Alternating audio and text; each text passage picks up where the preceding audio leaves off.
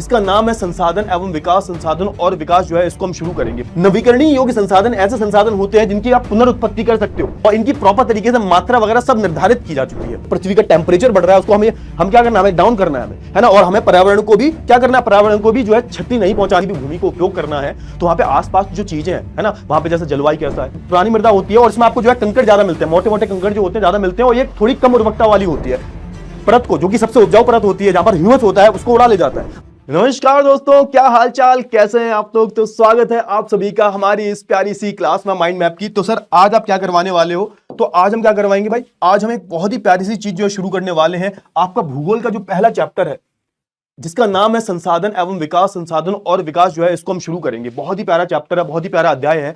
इस पूरे अध्याय की अगर हम बात करें, थोड़ा सा लंबा है लेकिन मैं कम से कम वक्त में करवाने की कोशिश करूंगा। और सारा जो चैप्टर है, पूरा चैप्टर जो है हम माइंड मैप की फॉर्म में जो है पढ़ने वाले हैं। क्लियर हुआ ना? अच्छा, अगर मैं इसकी बात करूं, अगर मैं इस चैप्टर की बात करूं, सबसे पहले हम क्या करेंगे, सबसे पहले हम ये जानते हैं भाई संसाधन का मतलब क्या होता है। सर क्या मतलब होता है संसाधन का? तो संसाधन का सिंपल सा मतलब होता है कोई भी ऐसी चीज जो हमारे पर्यावरण में उपलब्ध है, जो हमारे नेचर में है और जो हमारी जरूरतों को पूरा कर रही है, उसको हम क्या बोलते हैं, संसाधन बोलते हैं। सारी जो चीजें हैं, जैसे आप फोन पकड़े हो, इंटरनेट है ना, मेरे सामने जो है स्क्रीन है, सामने कैमरा है, ये सब क्या है, संसाधन ही तो है। ये हमारी कहीं ना कहीं जरूरतों को पूरा कर रहे हैं। अच्छा, ये संसाधन की जो परिभाषा है अधूरी है जब तक इसमें तीन चीजें हम ना जोड़ दें। कौन कौन सी चीजें सर? एक तो प्रौद्योगिकी, एक तो भाई प्रौद्योगिकी मतलब जिस संसाधन को इस्तेमाल कर रहे हो उसका इस्तेमाल करने के लिए टेक्नोलॉजी तो होनी चाहिए आपके पास। मतलब कोई भी संसाधन का इस्तेमाल कर रहे हो, उसके पीछे की पूरी टेक्नोलॉजी, प्रौद्योगिकी जो है जब तक नहीं होगी तब तक वो संसाधन बेकार है। दूसरी चीज क्या है भाई, आर्थिक रूप से संभव हो। मतलब यह है कि अगर वो संसाधन का इस्तेमाल कर भी रहे हो तो वो फायदा दे आपको आर्थिक रूप से। ऐसा नहीं है कि आप पैसा बहुत ज्यादा लगा दो, फायदा उससे मिले ना। वो आर्थिक रूप से जब फायदा नहीं देगी तो उसको आप संसाधन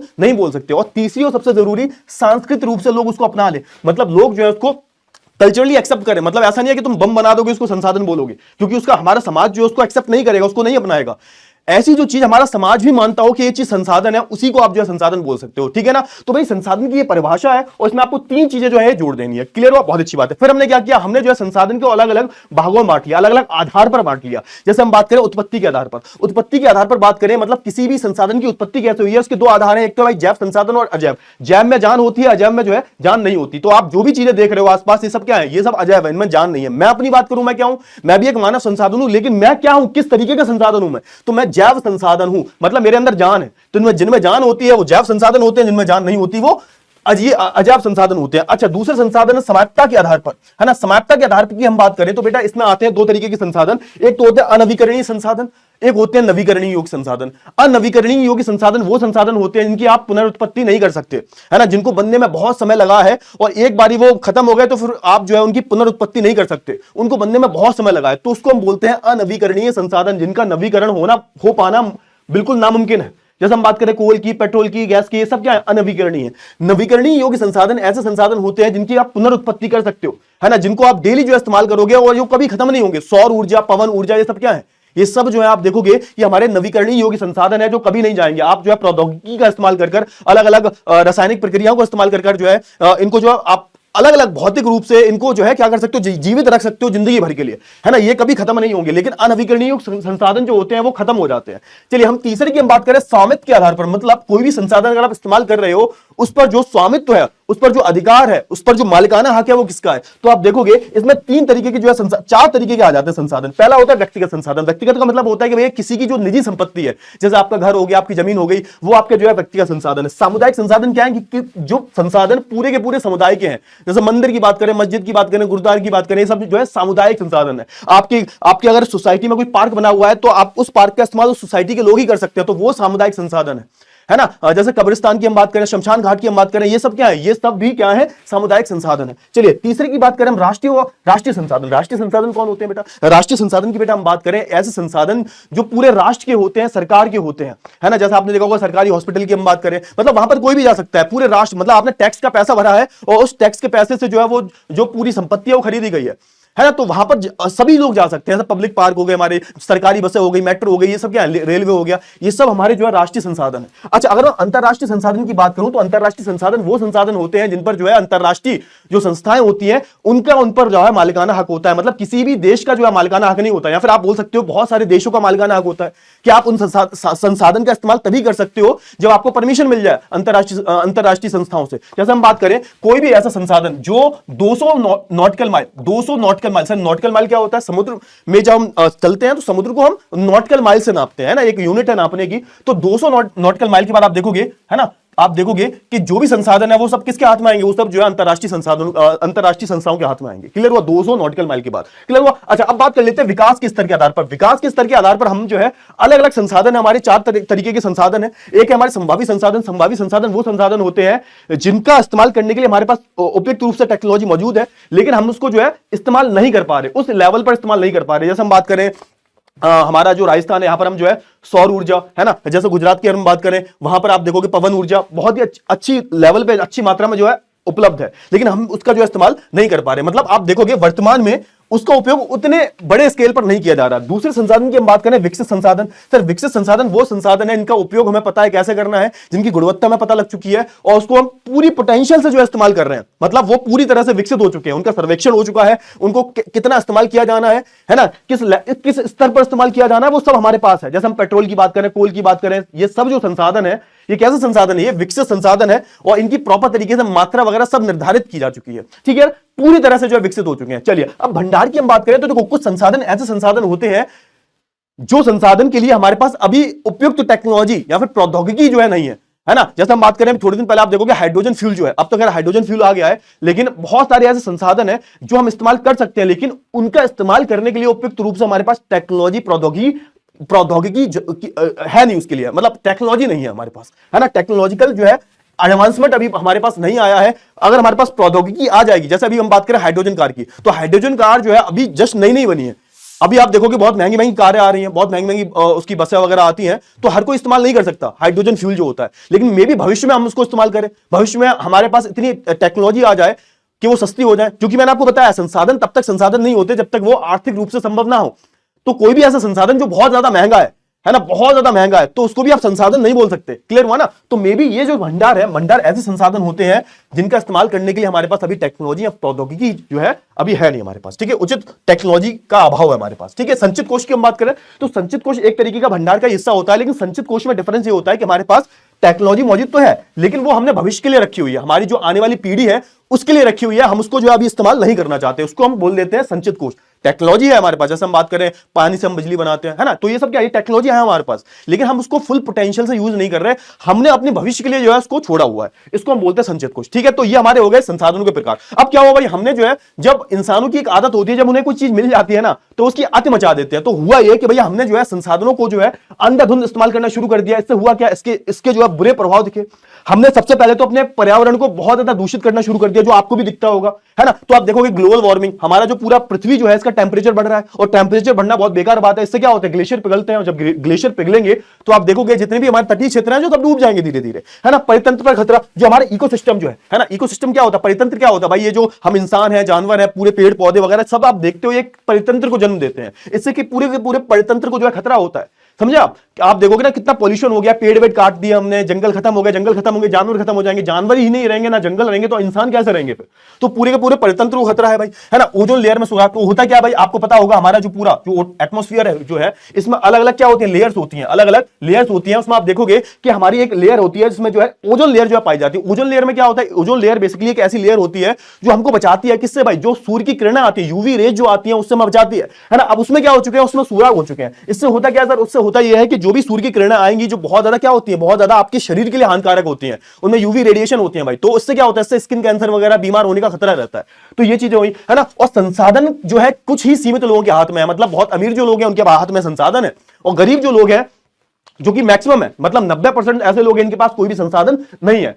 सारे जो संसाधन है वो कुछ ही मुट्ठी भर लोगों के हाथ में। अच्छा, अब इसका सॉल्यूशन, अब देखो हमने प्रॉब्लम देख ली, अब सॉल्यूशन की हम बात करें तो यहां पर जो है सतत पोषणीय विकास की बात हुई। सतत पोषणीय विकास एक ऐसा विकास है कि हम अपना विकास भी करें और अपने पर्यावरण को नुकसान भी ना पहुंचाएं, और आने वाली जो पीढ़ी है उसके लिए भी हम जो है कुछ छोड़ कर जाएं। ऐसा नहीं है कि हम फ्यूचर में जो हमारी जनरेशन है, हमारी आने वाली जो पीढ़ी होगी उसके लिए हम कुछ भी छोड़ के ना जाएं, ऐसा नहीं होता। हम जो है इसमें क्या करते हैं, हम इसमें पर्यावरण को नुकसान ना पहुंचाते हैं, है ना। भविष्य में जरूरतों को ना अनदेखा नहीं करते हम इसमें, है ना। भविष्य की जरूरतों को देखते हुए हम जो है संसाधनों का इस्तेमाल करते हैं कि भविष्य में भी कुछ रहना चाहिए। ऐसा नहीं है कि भविष्य की पीढ़ी के लिए हम कुछ छोड़ के ही ना जाए।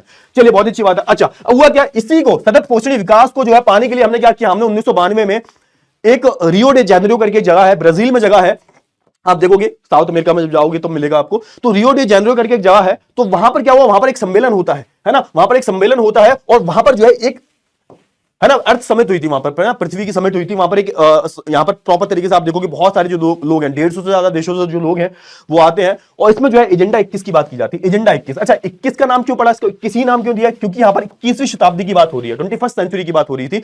यहां पर हमने क्या किया, हमने यहां पर आप देखोगे पूरे विश्व से जो है नेता लोग आए, है ना, 1992 की बात है, एक तरीके का सम्मेलन हुआ था ये, और आप देखोगे इन्होंने किस पे बात की, इन्होंने जो है सतत पोषण विकास पे बात की। इन्होंने बोला कि देखो ऐसा है कि हम क्या करेंगे, हम जो है समान हितों पर बात करेंगे, हम परस्पर जो हमारी जरूरतें हैं, है ना, पारस्परिक जरूरतें जो है उन पर हम बात करेंगे। हमारा मेन मुद्दा क्या रहेगा भाई, गरीबी को कम करो, है ना, गरीबी को कम करना है। जो ग्लोबल वार्मिंग जो है इसको भी, मतलब जो हमारे ग्लोब का, हमारे जो पृथ्वी का टेम्परेचर बढ़ रहा है उसको हम क्या करना है, हमें डाउन करना है ना, और हमें पर्यावरण को भी क्या करना है, पर्यावरण को भी जो है क्षति नहीं पहुंचानी। आप सुनो यहाँ पे क्या बोला है ना, पर्यावरण को हमें नुकसान नहीं पहुंचाना, गरीबी कम करनी है। और आप देखोगे ये सब जो यहाँ पर इस पूरे जो सम्मेलन में जो है बात बोली गई कि भैया हमें जो है क्या करना है, हमें सतत पोषणी विकास पर ही जो है ध्यान देना पड़ेगा, ठीक है ना। तो ये सब जो यहाँ पर किया जाता है, इसको याद कर लेना, एग्जाम पॉइंट ऑफ व्यू से बहुत ज्यादा जरूरी है। कहां हुआ था ये भी याद कर लेना, कब हुआ था ये भी याद कर लेना, ठीक है, अर्थ समिट हुई थी। चलिए बहुत अच्छी बात है। संसाधन नियोजन की बात करें, प्लानिंग की बात की जा रही है। जैसे आप देखो कोई भी एग्जाम में आप देते हो तो प्लानिंग वगैरह तो करते हो ना, है ना, एक बात तो प्लानिंग तो करते हो, है ना, बिल्कुल प्लानिंग करते हैं सर, हाँ करते हो ना। तो ऐसे ही अब संसाधन क्या होता है, संसाधन हर जगह बराबर नहीं है, हर जगह आपको अलग अलग संसाधन देखने को मिलेंगे, कहीं बहुत ज्यादा संसाधन है, कहीं बिल्कुल नहीं है। आप जैसे देखोगे छत्तीसगढ़ झारखंड में जाओगे, है ना, इधर साल अगर आप जाओगे उड़ीसा में जाओगे तो आपको भरपूर संसाधन मिलेंगे। फिर अगर आप थोड़ा उत्तर भारत में जाओगे, यूपी में, पंजाब में, हरियाणा में, यहाँ पे बिल्कुल भी संसाधन नहीं है। समझ रहे हो ना बोल क्या रहा हूं मैं। तो संसाधन कि हमें क्या करनी पड़ती है, नियोजन करना पड़ता है, प्लानिंग करनी पड़ती है। क्लियर हुआ ना। तो यहां पर वही बात बोली गई है। तो आप देखोगे कि यहां पर देखो अब होता क्या है कि किस तरीके से संसाधन होता है। तो सबसे पहले तो हमारी तीन चीजें आती हैं संसाधन की जब बात आती है, संसाधन नियोजन की जब बात आती है, तो पहली बात होती है टेक्नोलॉजी, प्रौद्योगिकी।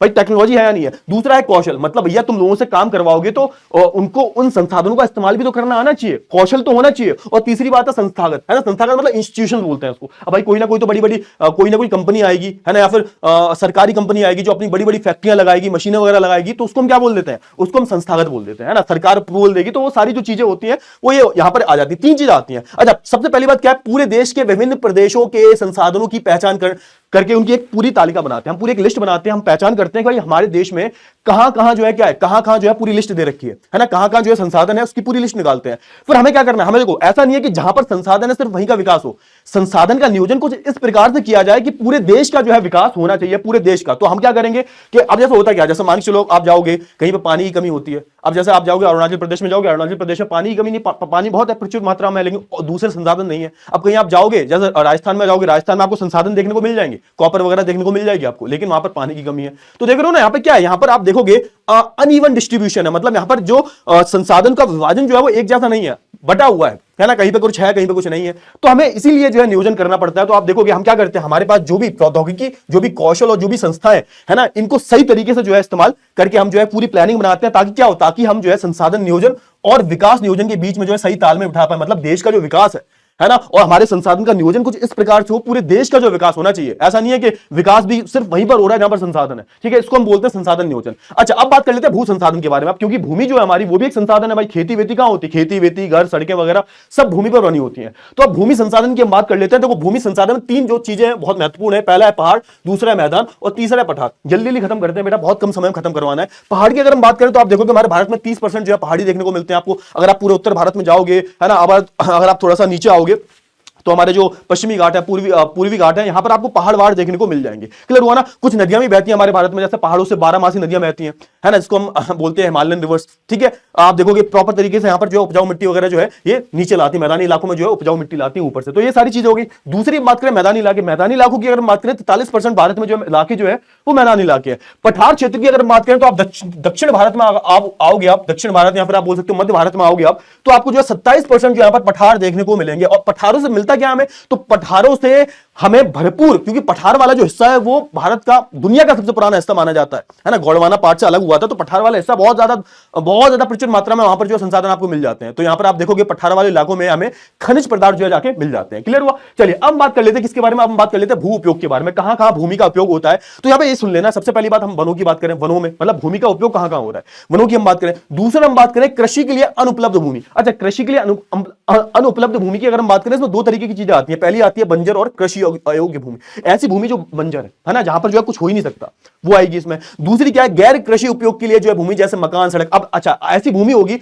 जहां पर देखो मकान बना हुआ है, सड़क बनी हुई है, तो ये भी तो भूमि है ना, तो ये किसमें आएगी, तो ये आएगी कृषि के लिए अनुपलब्ध भूमि, मतलब जहां पर कृषि हो ही नहीं सकती। एक ऐसी जगह है जहां पर बंजर भूमि है, जहां पर आप कर ही नहीं सकते, वहां पर मिट्टी, शायद मिट्टी की उपजाऊपन इतना नहीं होगा कि वहां पर खेती कर पाओ आप।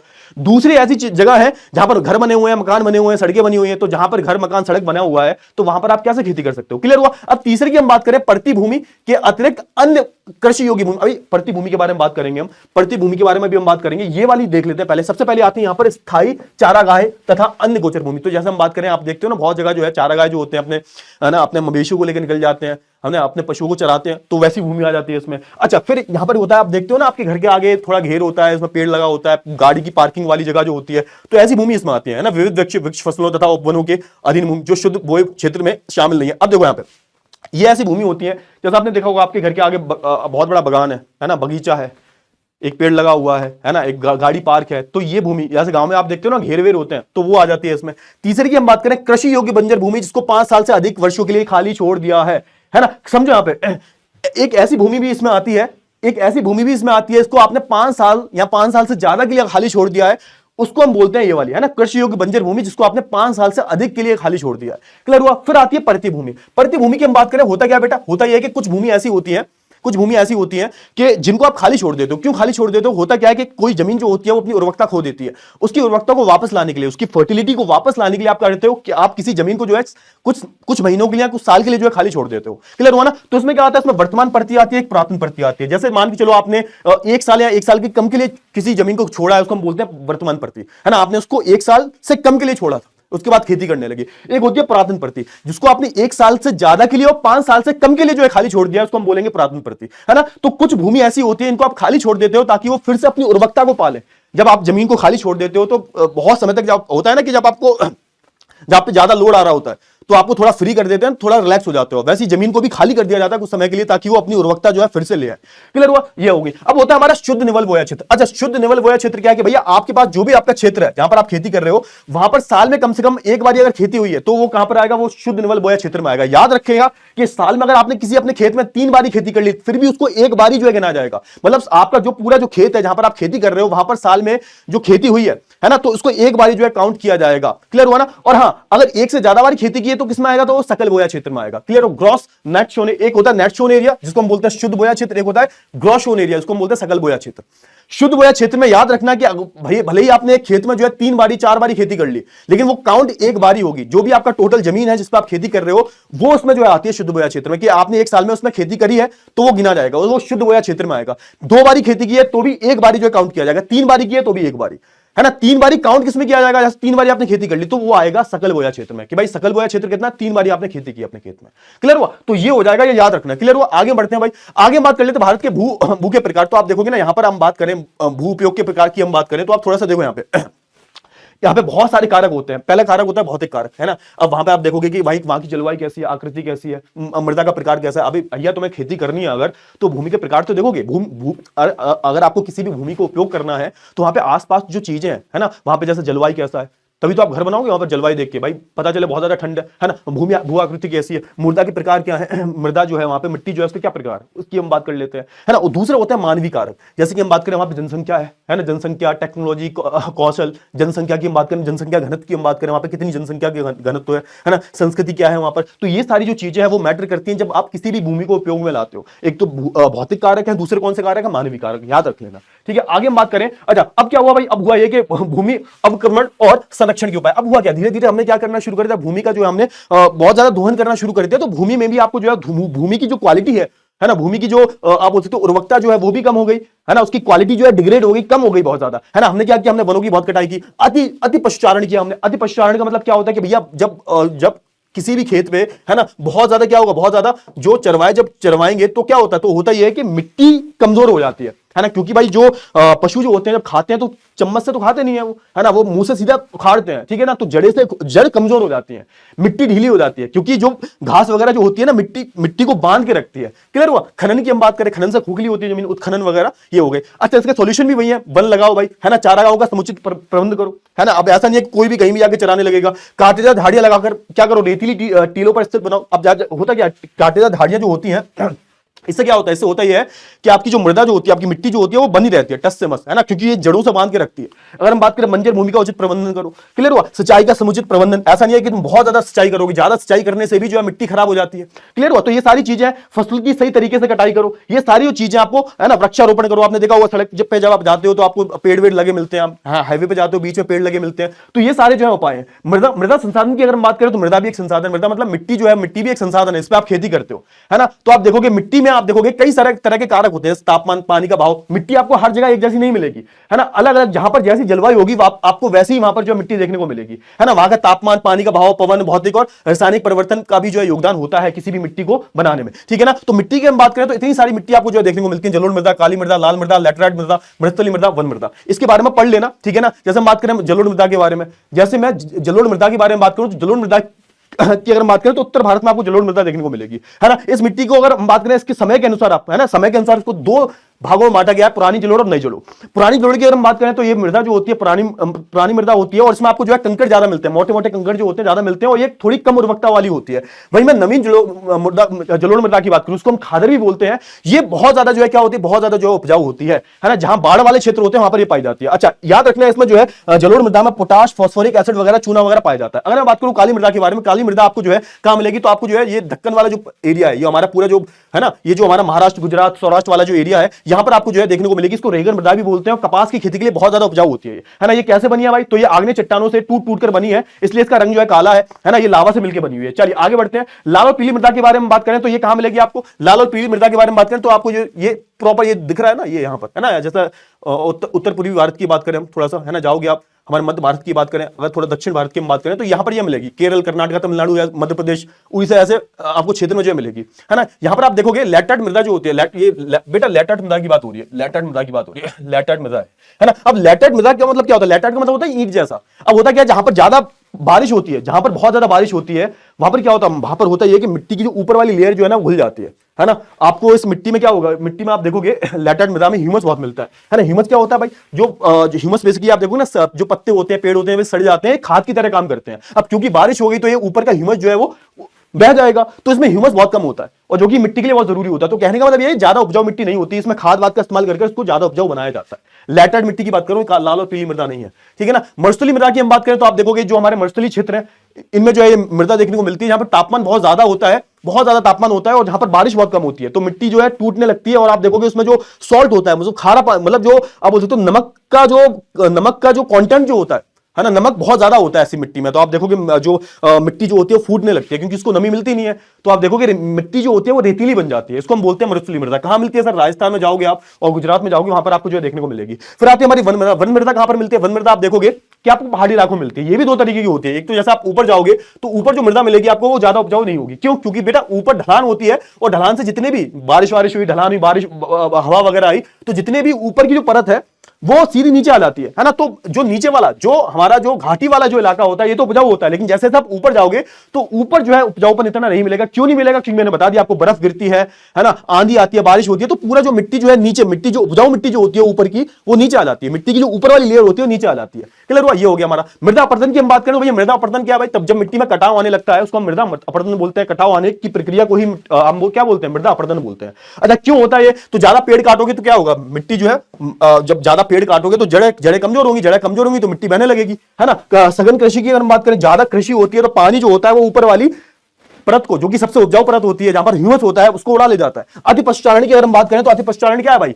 है ना, ज्यादा तुम चराओगे तो, मैंने बता दिया आपको, ज्यादा चराओगे तो मिट्टी जो है ढीली हो जाती है ना। और अन्य जो मानव प्रक्रियाएं जैसे खनन हो गया, उत्खनन हो गया, ये सब हो गया, ठीक है ना। अच्छा, मृदा संरक्षण के तरीके क्या है, तो भैया वही है जो मैंने प्रॉब्लम बताई, आपको सोल्यूशन भी है, पेड़ लगाओ बहुत, है ना। ढाल वाली जगहों पर समुचित जुताई। अरे समुचित जुताई क्या होता है, मान चलो पहाड़ है, इसकी ढलान के बिल्कुल ऑपोजिट साइड आप क्या करोगे, आप क्या करने लगोगे, आप खेती करोगे, है ना। इससे क्या होता है, इससे होता है कि जैसे हवा आएगी तो हवा जो है इस मिट्टी को बिल्कुल बांध के रखेगी, क्योंकि आप क्या कर रहे हो, आप जो ढलान है बिल्कुल उसके उल्टे साइड जो है क्या कर रहे हो, खेती कर रहे हो। जैसे मान चलो ये पूरी जो पूरा पहाड़ है, तो आप क्या करोगे, ये ऐसे ऐसे जो है खेती करोगे इसके पूरे साइड, है ना, इसके बिल्कुल ऑपोजिट डायरेक्शन में। इससे होगा कैसे होगा, ये पानी आएगा तो पानी से ये मिट्टी कटेगी नहीं, हवा आएगी तो हवा भी मिट्टी को नहीं उड़ा के ले जाएगी। दूसरा होता है हमारा टेरेस फार्मिंग, है ना, टेरेस फार्मिंग बोलते हैं। इसमें क्या होता है, आप पहाड़ है तो आप क्या करते हो, है ना, आप जो है आप देखोगे ये आप जो है इसमें टेरेस बना देते हो। टेरेस बनाने से क्या होता है, मिट्टी जो है जब पानी आएगा, पानी जब आएगा आप देखोगे पानी जब आएगा तो मिट्टी जो है बहेगी नहीं, है ना, मिट्टी बहेगी नहीं, पानी रोक के रखेगा। मान सोच के देखो, अगर ऐसे तुम खेती कर रहे होते, ढलान बहुत ज्यादा होती, पानी आता, बारिश आती, हवा आती, तो इससे पूरी मिट्टी बह जाती और इससे क्या होता, मृदा अपरदन हो जाता। क्लियर हो। पट्टी कृषि क्या होती है, पट्टी कृषि में सिंपल सा होता है, देखो पट्टी कृषि में क्या होती है, बीच बीच में, है ना, खेत के बीच बीच में क्या होता है। अब होता क्या था पट्टी कृषि में, आप जैसे मान चलो पूरा खुला खेत है ना, अब यहां से हवा आई, ठीक है, हवा आई तो पूरी मिट्टी को उड़ा के ले जाएगी, ठीक है। मान चलो बारिश आई तो पूरी मिट्टी को बहा के ले जाएगी। इससे किसान बहुत परेशान थे। अब हुआ क्या, इन्होंने बीच में एक पट्टी बना दी, घास की पट्टी, है ना, बीच में पत्थर वगैरह रख दिया। तो होता क्या, ये पट्टी जो होती है एक तरीके का बॉडी गार्ड की तरह काम करती है। तो भैया ये क्या करते हैं, मिट्टी को रोक के रखती हैं। इसको हम बोलते हैं पट्टी काटना, पट्टी कृषि बोलते हैं। क्लियर हुआ। तो ये सारी ये देखो, ये हमारी क्या टेरेस फार्मिंग है। तो आप देखोगे ना, ये देखो अलग अलग जगह पे क्या बना दिया, टेरेस बनाती है, छत बना दी है। क्लियर हुआ। तो इसी के साथ हमारा जो पूरा चैप्टर है खत्म हुआ। आई होप आपको सारी जो चीजें हैं बहुत अच्छे से क्लियर हो गई होंगी। तो आई होप ये पूरा चैप्टर भी क्लियर हो गया होगा। तो मिलेंगे हम अगली क्लास में, तब तक के लिए बाय बाय, टेक केयर।